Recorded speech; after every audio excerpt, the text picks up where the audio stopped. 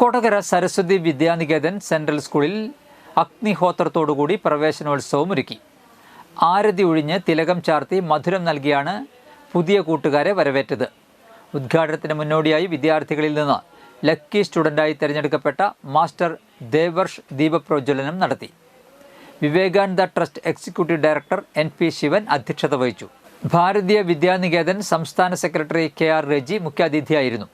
വിദ്യാലയത്തിൻ്റെ principal Roshan P Nair, Vivekananda trust in charge Jayasree R Menon, വിദ്യാലയത്തിൻ്റെ manager TK Satheesh എന്നിവർ വേദിയിൽ സന്നിഹിതരായി.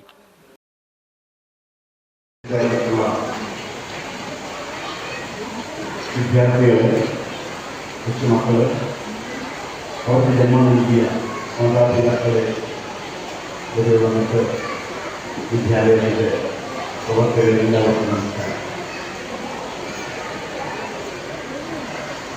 വളരെ കുറച്ച് സമയങ്ങൾക്ക് മുൻപ് പ്രകൃതി അനുഗ്രഹിച്ച്